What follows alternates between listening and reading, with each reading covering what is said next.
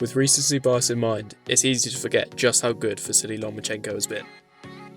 The Ukrainian has been entertaining us for years, first as a two-time Olympic gold medalist, and ending his amateur career with a frankly ridiculous record of 396-1, which was highly contested. Lomachenko's hand speed, footwork and angles made him a very attractive prospect for any promoter. And by the end of his amateur career, he had already had his eyes set on the very top of the professional ranks. Loma made incredible progress as soon as he turned over, becoming a world champion in only 3 fights and becoming the quickest man ever to become world champion in 3 separate weight divisions. Lomachenko now campaigns at lightweight, even though he is outside of his natural weight, in order to face better competition as he has completed the lower divisions.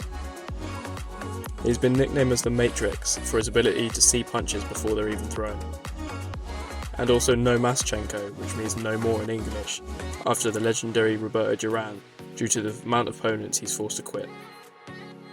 Loma's legendary run up until 2019 was fueled by his unorthodox training methods.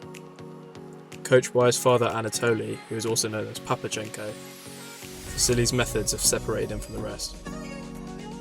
The nickname of the Matrix is earned through his focus on timing and movement in training. Training in this unorthodox manner means that he's prepared for any situation in the ring.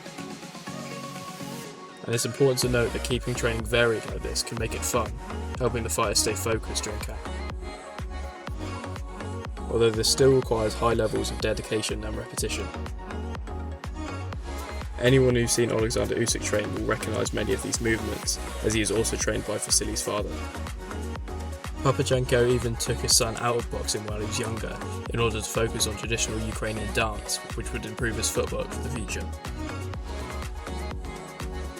Although much of this might seem unfamiliar, it's important to note that Vasyl also does the basics. Like all the best fighters, he will use the heavy bag, practice on pads, and also do a lot of sparring. But again, he will also do many concentration drills in order to keep his mind sharp, and coordination drills such as juggling for the same purpose. I believe that by practicing many sports and being a good all-round athlete, it helps you become a better boxer, because you understand coordination and how your body works better than someone that just boxes for their whole life. Vasyl will also do a lot of swimming during camp, and focus on holding his breath in order to improve his lung capacity, helping his endurance during the fight. All this training is how Loma became the best. However, in 2020 he would still experience the bitter taste of defeat. Having finally earned his shot at the Undisputed Lightweight Championship, he would face the takeover Teofimo Lopez. Loma has since stated that he went into the fight with a shoulder injury, and by watching the first half of the fight it is quite evident. We didn't see Loma do half of the stuff that he usually does, like cutting angles. And Teofimo boxed extremely well to a game plan, hurting him with many body shots. Although Loma came on very strong in the second half of the fight, it was far too late, and Teofimo was crowned the new undisputed lightweight champion of the world. However, the comeback is always better than the setback. The loss gave Loma newfound purpose to come back better than ever. He started by beating a mutual opponent of him and Lopez in Nakatani, and then battering the Ghanaian Richard Comey. However, just as he was building some momentum, Loma was pulled away from the sport of boxing. In February 2022, Russia invaded Loma's home country of Ukraine, and Loma, along with his compatriot Alexander Usyk, went back to fight for their country. Loma turned down the opportunity to fight for the undisputed title after Teofimo had lost it in order to defend his country. But he was then encouraged to return to boxing in order to boost morale of the Ukrainian troops. He would do so against Ortiz. The fight was much closer than many would have expected, leading to doubts of whether Loma would ever be at his best again. However, Loma did enough to win and set up an undisputed title fight between him and the new champion, Devin Haney.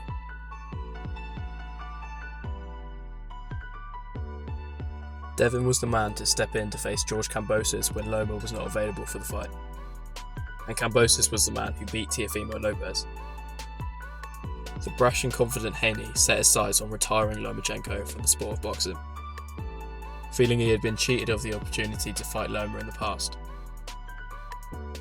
It was the classic story of the young lion versus the older, but also wiser, veteran.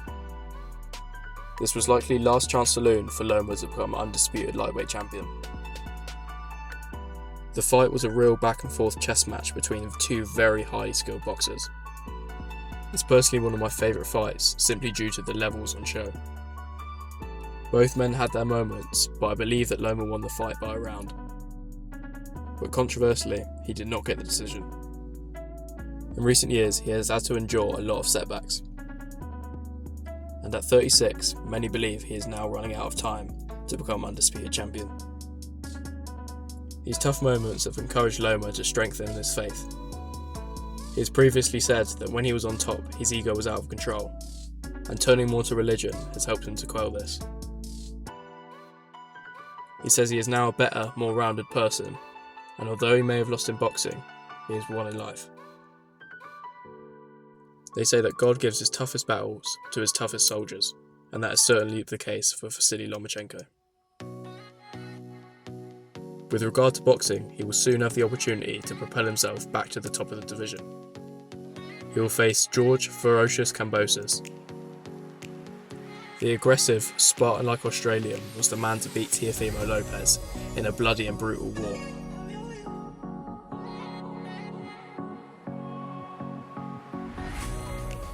However, he admitted that this win got to his head, and he then suffered 2 back-to-back defeats against Devin Haney.